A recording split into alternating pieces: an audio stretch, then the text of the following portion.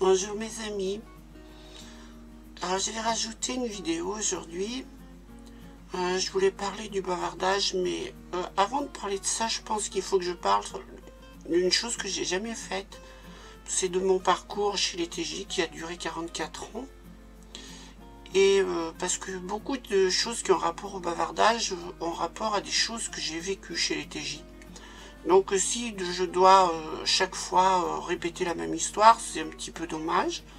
Donc je vais dans un premier temps parler de moi, de mon parcours chez les témoins de Jéhovah.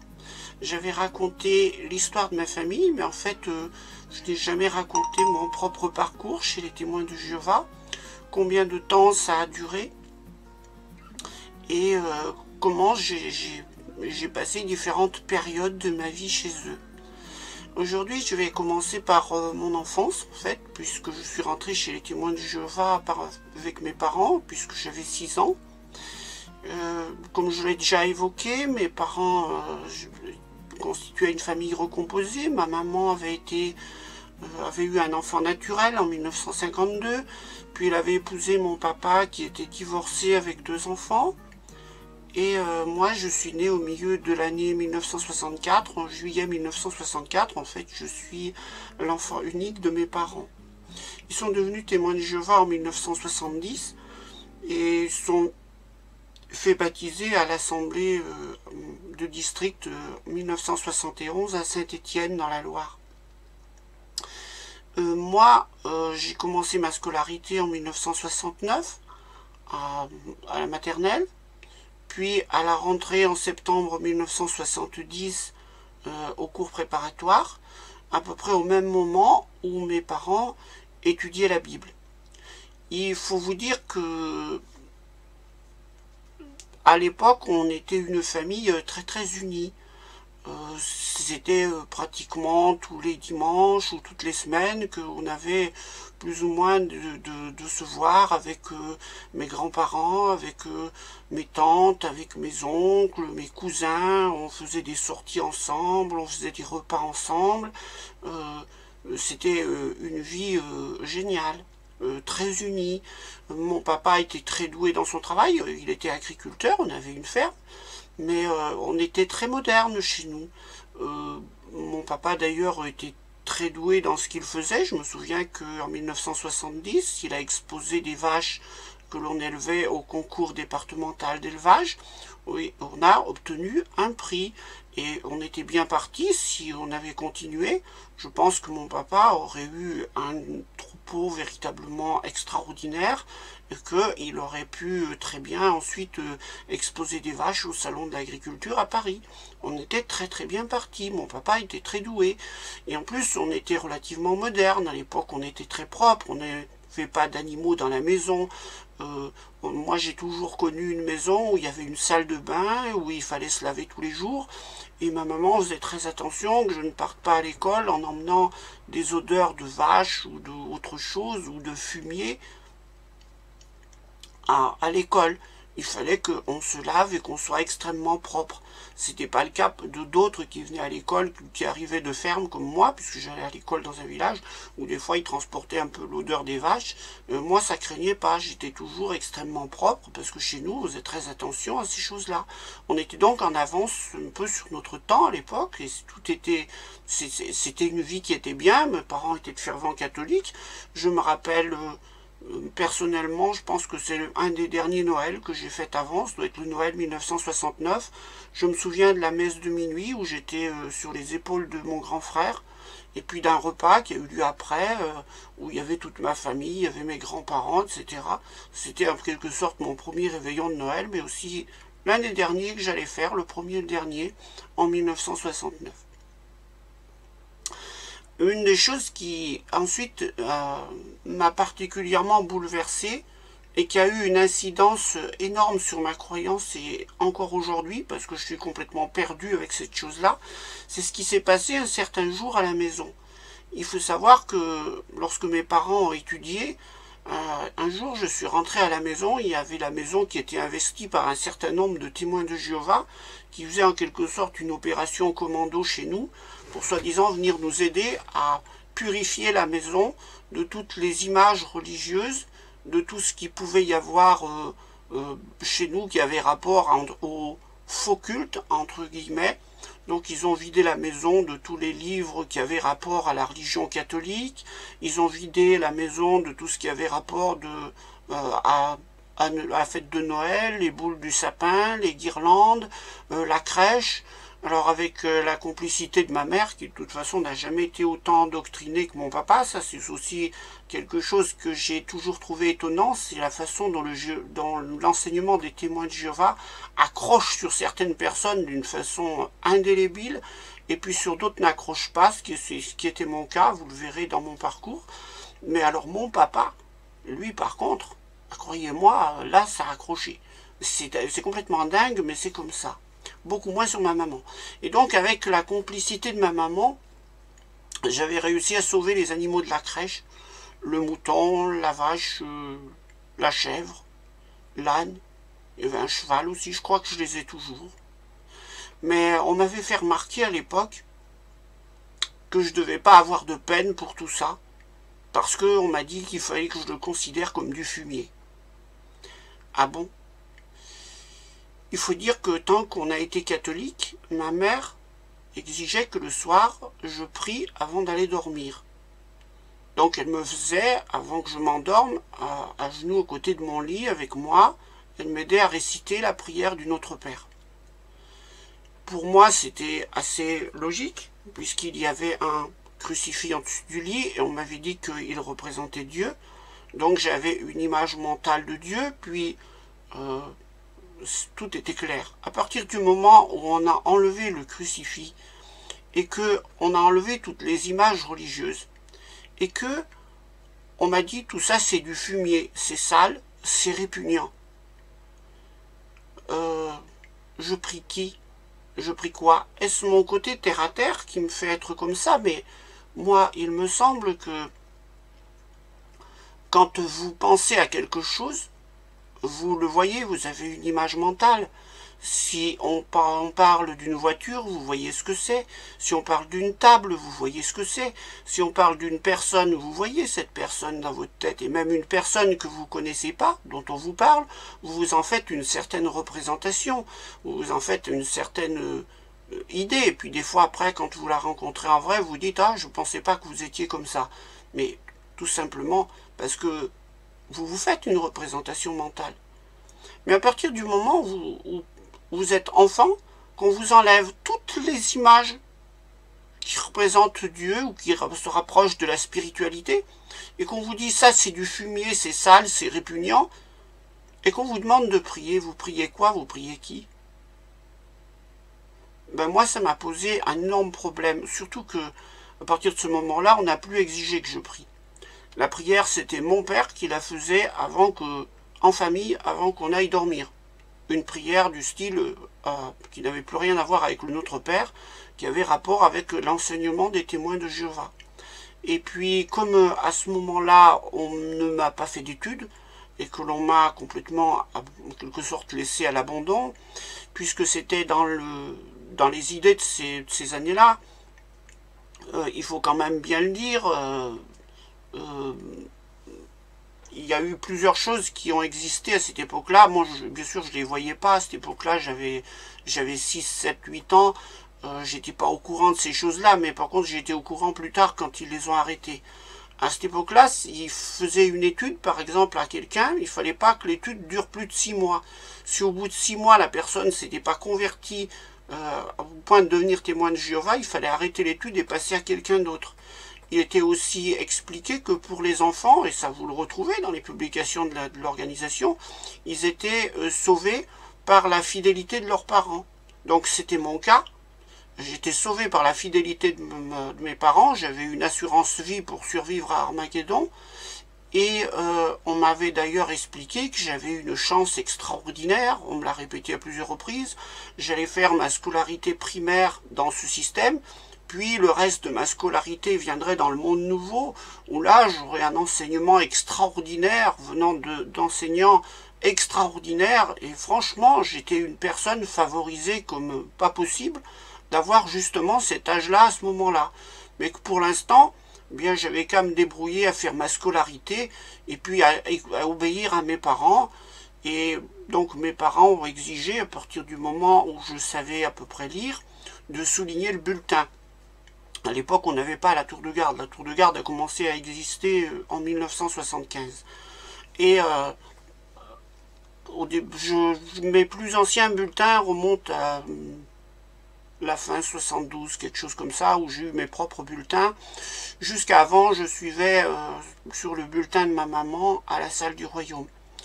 Et pour moi, c'est devenu une sacrée corvée à ce moment-là. Parce qu'on exigeait que je souligne le bulletin, que je souligne le livre de l'étude de livres, sauf que je le faisais quand parce que j'étais embêté. Mon papa faisait une étude du bulletin avec toute la famille le vendredi soir. Oui, mais rapidement, j'ai plus pu suivre puisque je m'endormais en cours d'études. Moi, j'avais eu de l'école tout le vendredi et puis j'avais école le samedi matin aussi. Et puis, dans mes premières années de scolarité, le jour d'arrêt de l'école dans la semaine, c'était le jeudi. Je me rappelle plus à quelle époque on est passé au mercredi assez vite. Mais toujours est-il que j'ai fait le début de ma scolarité au CP avec le jour le jeudi. Alors déjà, le mardi, il fallait aller à la salle, on rentrait très tard, j'allais à l'école le lendemain, j'étais déjà pas clair.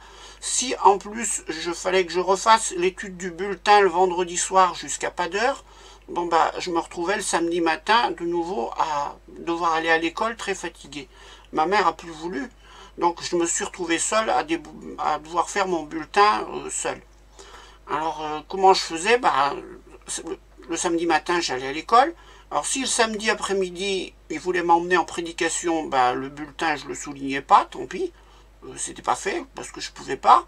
Et puis le dimanche matin, il fallait que je fasse mes devoirs, et puis on me disait, si tu peux, tu soulignes le bulletin de la semaine prochaine. Et puis les autres partaient en prédication.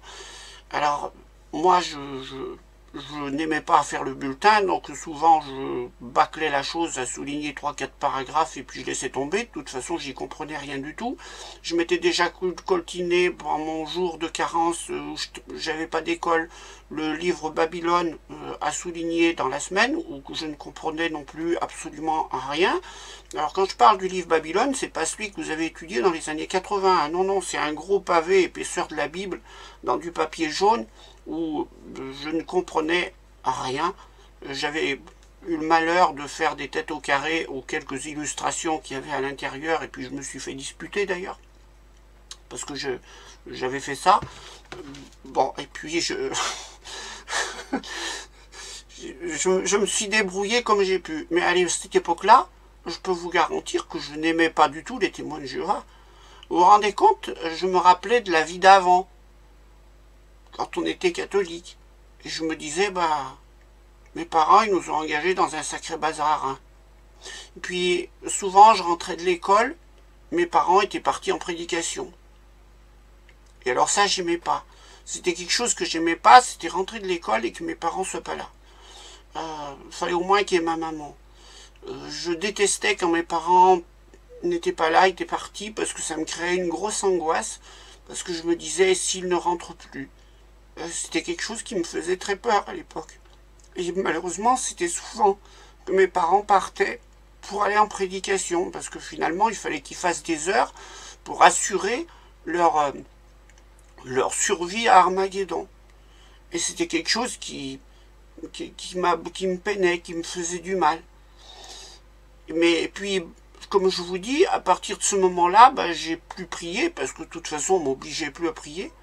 Et puis Dieu, je savais plus qui c'était. On me disait qu'il fallait pas prier le Christ, parce que le Christ, ça se priait pas, fallait prier Dieu. Alors qui je priais? J'avais gardé dans la tête une image mentale de ce que j'avais vu à l'église. Là-bas, je crois que c'est dans le chœur, au fond de l'église. Il y avait une espèce de représentation sur un fond bleu, avec des nuages blancs, un homme barbu à la cime. Dessous, il devait y avoir la Sainte Vierge, il devait y avoir... Et j'avais gardé cette image-là de Dieu, mais avec une certaine culpabilité, parce que c'était une image de l'église. Donc je n'osais pas prier cela, pourtant je n'ai toujours encore que aujourd'hui, quand je parle de Dieu, c'est cette image-là qui me vient à la tête. Celle que j'ai vue quand je devais avoir 4-5 ans à l'église. Je n'ai pas d'autre image quand on me parle de Dieu comme image mentale. j'ai celle-là. Mais je ne sais toujours pas si elle est bonne, puisque cette parole qu'on a prononcée à cette époque-là, c'est du fumier, c'est répugnant, c'est sale, Dieu c'est pas ça, c'est un être invisible, tu dois pas t'en faire de représentation. Alors si je m'en fais pas de représentation, ben moi de toute façon je sais plus qui c'est, je suis complètement paumé. Et je suis encore paumé sur cette question-là aujourd'hui. Je n'y arrive pas. Puis il y a eu quelque chose qui m'a fait détester le jéhovisme et qui a complètement cassé notre famille. C'est que à cette époque-là, on obligeait ceux qui étudiaient à essayer de convertir leur famille. Et c'est ce qui s'est passé, hein. On était une famille très unie, on a continué.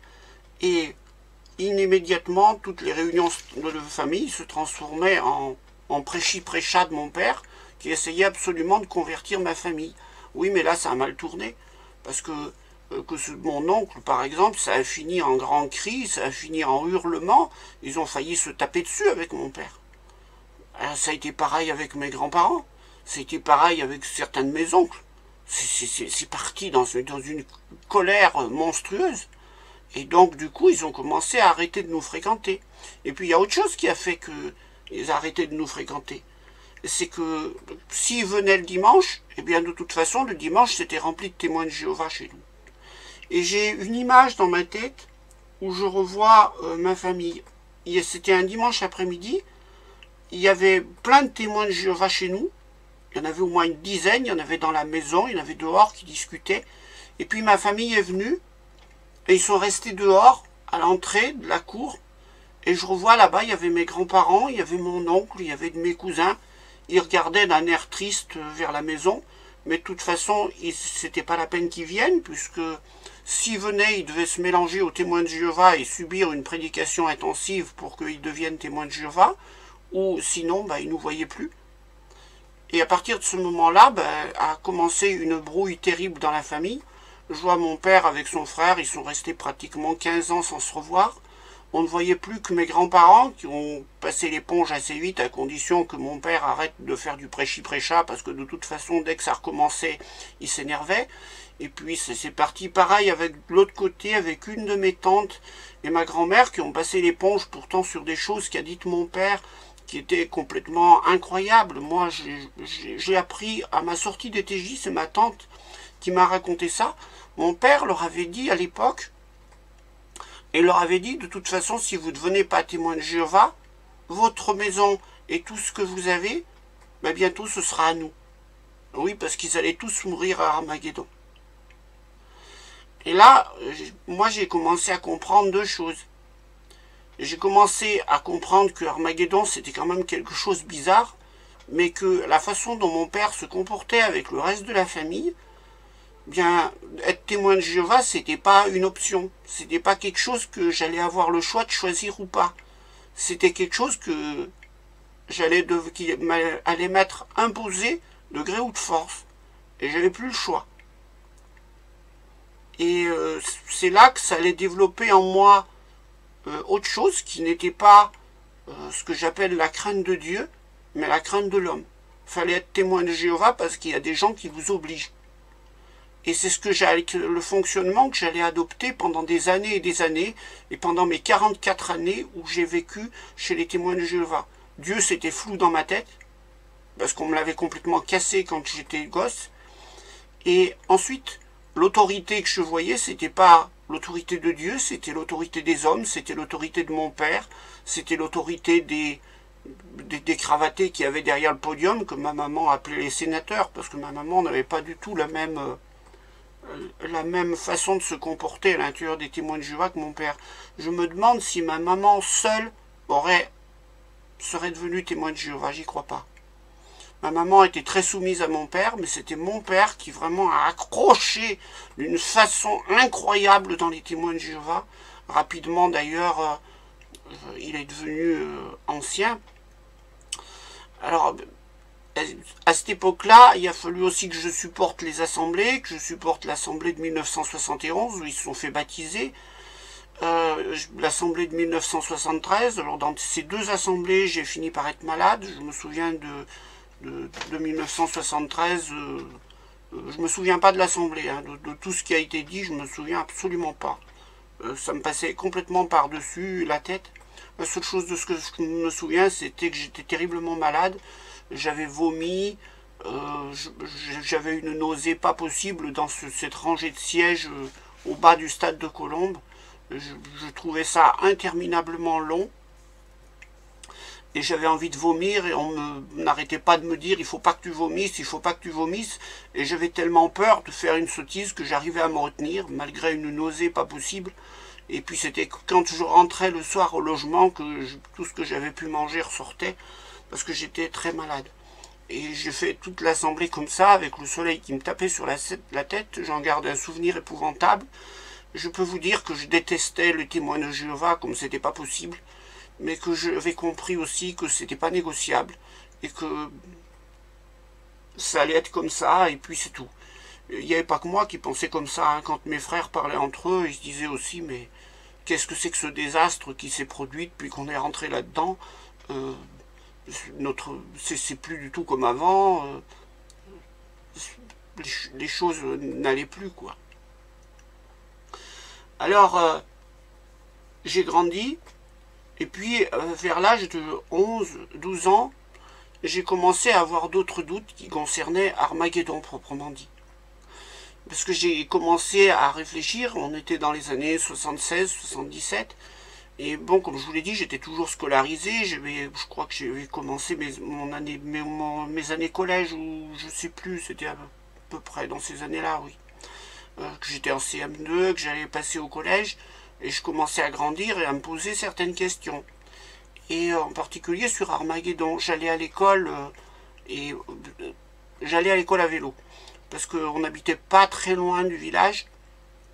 Le ramassage scolaire, comme j'étais seul dans le quartier où j'étais, ne passait pas. Il aurait fallu que j'aille le joindre un peu plus loin. Et si j'allais le joindre un peu plus loin, il restait plus que 800 mètres pour arriver au village.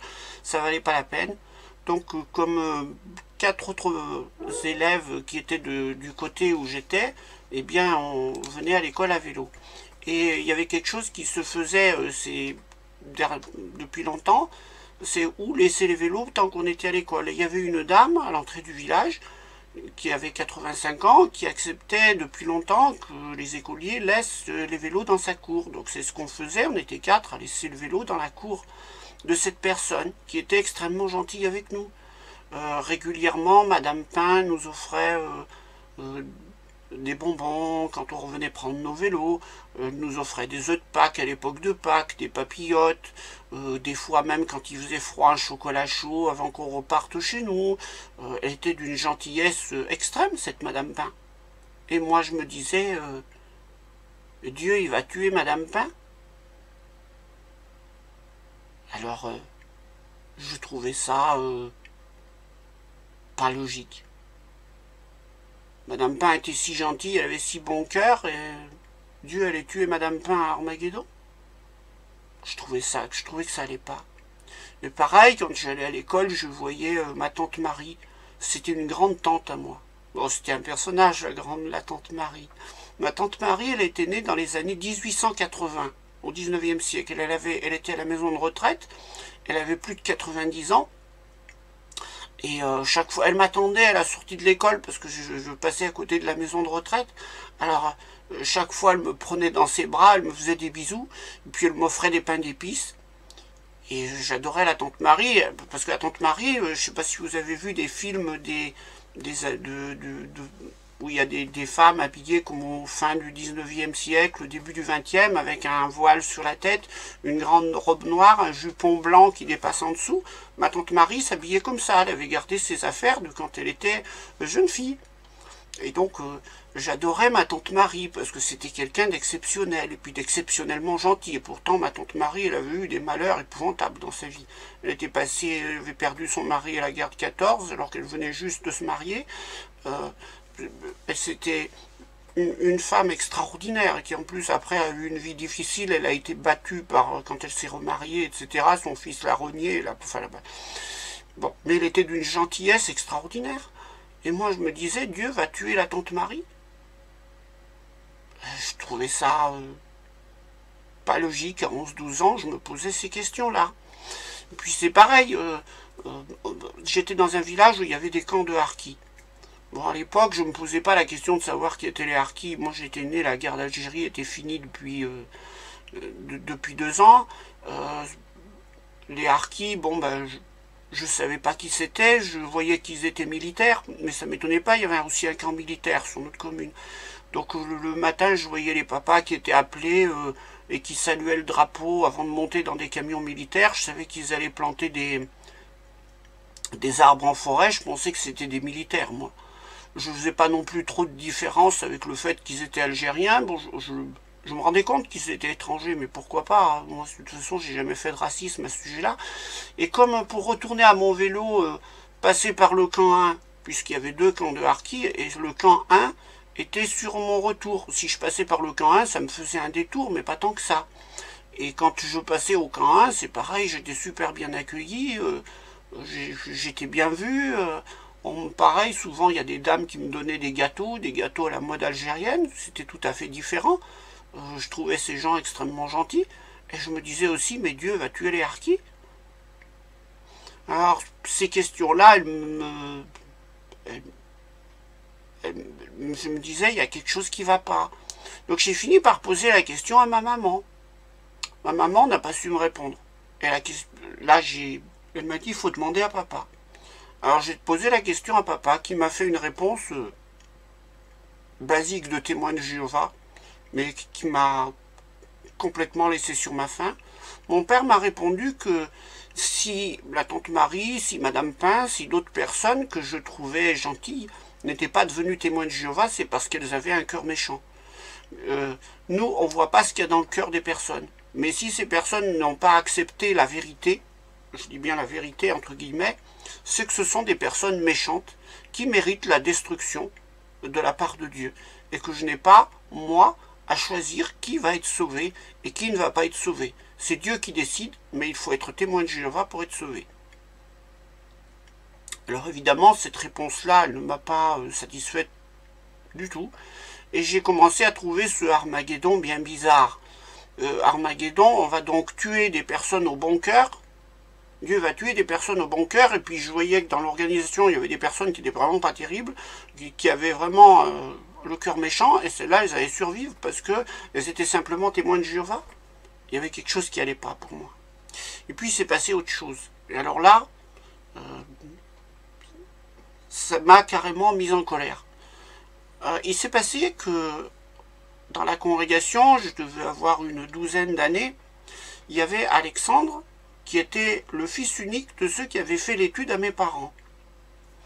Il avait 2 ans de plus que moi, il avait 14 ans, lui il était au collège déjà bien avancé, et quand on se retrouvait à discuter entre jeunes à la salle du royaume, Alexandre il a commencé à nous raconter des trucs pas théocratiques du tout. D'abord il ne s'est pas caché qu'il avait fumé quelques cigarettes, il ne s'est pas caché qu'il avait eu des choses avec les filles du collège. Tout ce qu'il nous racontait, c'était très très cru, on va dire. C'était pas théocratique du tout. Alors avec le recul, je me dis qu'à 14 ans, c'était plus de la fabulation qu'il en avait fait réellement.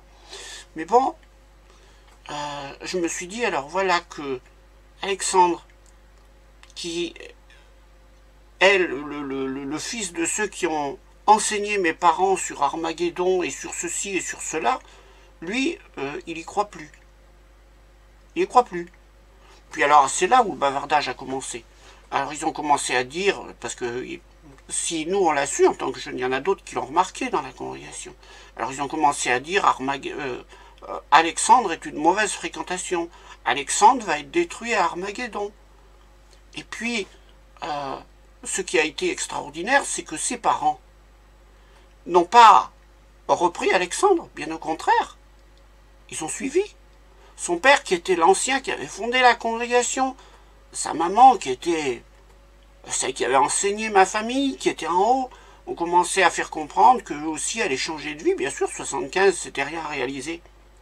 Ils allaient changer de vie, c'était plus question de simplement laver des vitres le matin puis de prêcher l'après-midi. Dorénavant, ils allaient fonder une entreprise, etc. Alors, c'était le commencement d'un bazar pas possible dans la congrégation, parce que ça a scindé la congrégation en deux, entre ceux qui suivaient la Watchtower et ceux qui ne l'ont pas suivi. Ça a commencé comme ça. C'est Alexandre qui a mis le feu aux poudres. Mais moi, j'ai très mal pris les choses. Parce que je me suis dit, alors voilà les gens qui ont enseigné ma famille, qui ont arrêté mon papa pratiquement dans son activité professionnelle tel qu'il était parti, qui nous ont fait faire tout un tas de corvées, qui m'ont obligé à aller dans des congrès, qui m'ont obligé à toutes sortes de choses. Maintenant, c'est les premiers qui disent « Ah ben non, nous on arrête, on s'en va, merci beaucoup ». Je vous avoue que j'ai très mal pris. Et que ça a eu l'effet inverse, c'est que ça m'a poussé dans l'organisation, au contraire, cette chose-là. Parce que j'ai carrément haï ces gens-là. Je me suis dit, mais ils nous ont fait du mal, et voilà que c'est les premiers qui font défection. Moi j'ai pas aimé du tout. Hein. J'ai pas aimé du tout ce qui s'est passé là. En tout cas, Armageddon, c'est devenu dans ma tête, avec tout ça, quelque chose d'extrêmement flou. Je ne peux pas dire si j'y ai cru ou si j'y ai pas cru. J'en sais rien. C'est quelque chose que j'ai éliminé de ma tête. Je détestais ceux qui en parlaient ou quand il y avait des témoins de Jéhovah qui disaient « si je passe dans le monde nouveau, si je passe ». Moi, c'est une question que je me suis jamais posée, si je passe dans le monde nouveau. De toute façon, pour moi, la question se poserait jamais. Voilà. Je n'y pensais pas. Et j'ai continué de suivre cette organisation uniquement par crainte de l'homme, de mon père, pour qui il fallait être témoin de Jéhovah, point c'est tout. Et ça allait durer très longtemps. Uniquement, même sans craindre Dieu. Dieu, je ne savais plus qui c'était. Aujourd'hui encore, je ne sais plus qui c'est. Aujourd'hui, moi, j'ai fait le tri dans ma tête. C'est très clair, Dieu doit exister. Pour moi, c'est une entité très loin. Jésus, Mahomet, Bouddha, ce sont des personnages historiques, je suis sûr. De là à en faire des dieux, pas pour moi. Je ne peux pas aller dans des religions où je vois des gens qui mettent des croix, parce que ça me rappelle, chaque fois que je vois une croix, je pense que c'est du fumier. Donc je ne l'accepte pas. Je n'accepte pas non plus les gens qui sont là, Jésus, Jésus, Jésus, comme les évangélistes. Ça a le don de m'énerver, parce que pour moi, c'est un homme. Et c'est rentrer de nouveau dans des religions du livre, des religions monothéistes, pour lesquelles je n'ai finalement aucun respect. Je ne prie pas, ou si je prie, c'est systématiquement pour remercier. Je ne vois pas pourquoi Dieu me donnerait quelque chose à moi. De toute façon, ça j'y aborderai dans une autre vidéo, quand ma maman a été terriblement malade, de la maladie de Charcot, j'ai vu mon père aussi prier, prier, prier, et pour rien. Donc si Dieu a même pas exaucé de guérir ma maman qui a eu la maladie de Charcot, qui est une maladie, si vous savez ce que c'est que la maladie de Charcot, c'est on ne peut plus épouvantable. Cette semaine, on parlait de l'euthanasie, et chaque fois qu'on parle de l'euthanasie, on parle de personnes qui ont la maladie de Charcot. Je peux vous dire que, oui, moi aussi je suis pour l'euthanasie, parce que si vous avez la maladie de Charcot, n'allez pas au bout. C'est trop épouvantable. Bon, et Dieu ne peut pas répondre à une prière pour ça. Et puis ensuite, il aurait répondu à une prière d'un témoin de Jéhovah qui veut avoir le service de pionnier. Alors franchement, si Dieu répond à la prière du témoin de Jéhovah pour le service de pionnier, mais qu'il ne répond pas à la prière de ma maman pour la maladie de Charcot, ou qu'il ne répond pas à une petite juive qui est déportée dans un camp de concentration et qui veut échapper à la chambre à gaz, c'est Jésus ça?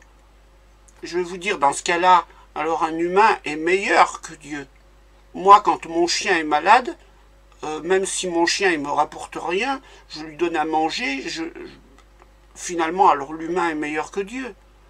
Donc c'est pour ça que prier, moi, pour demander quelque chose à Dieu, c'est de l'inutile au plus haut point. Et c'est ce que je considère. Et je ne considère pas Jésus comme pour moi, Jésus, il a existé. Mais c'était un humain comme moi, comme beaucoup de personnes. Basta. Comme l'a été le Bouddha, comme l'a été Mahomet, ou qui vous voulez, comme leader spirituel. Mais dans ce cas-là, il y en a eu chez les Amérindiens, il y en a eu dans les peuplades africaines, il y en a eu de partout. Peut-être parce que nous sommes des Blancs, on valorise certains leaders spirituels, alors qu'à mon avis, il y en a eu beaucoup d'autres. Pour moi, Dieu, c'est très flou, c'est quelque chose d'autre. Et c'est ma petite enfance qui a géré tout ça. Je pense que les témoins de Jéhovah sont responsables en grande partie peut-être de ma situation spirituelle encore aujourd'hui, parce que ce mot c'est du fumier par rapport à un crucifix, par rapport à une croix, est resté gravé dans ma tête de façon tout à fait indélébile.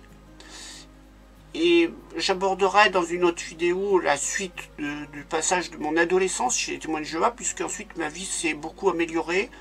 Ça a été beaucoup plus facile pour moi, puisque j'ai profité d'une relative liberté pendant un temps, due à la désorganisation totale de la congrégation et de l'organisation après ces années 75, de moments qui ont été pas mal finalement, avant de tomber dans les années noires qui ont été ceux des années 80 avec la maladie de ma maman, etc.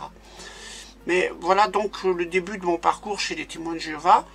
Comme je vous l'ai dit, il y a eu du bavardage avec Alexandre, mais j'y reviendrai de façon plus profonde dans une vidéo sur le bavardage. Mais là, j'ai déjà expliqué un petit peu la partie de ma vie qui va de 5 ans jusqu'à 11-12 ans dans l'organisation, un petit peu les événements qui ont jalonné ces moments-là. Voilà, je vous souhaite une bonne journée, une bonne semaine.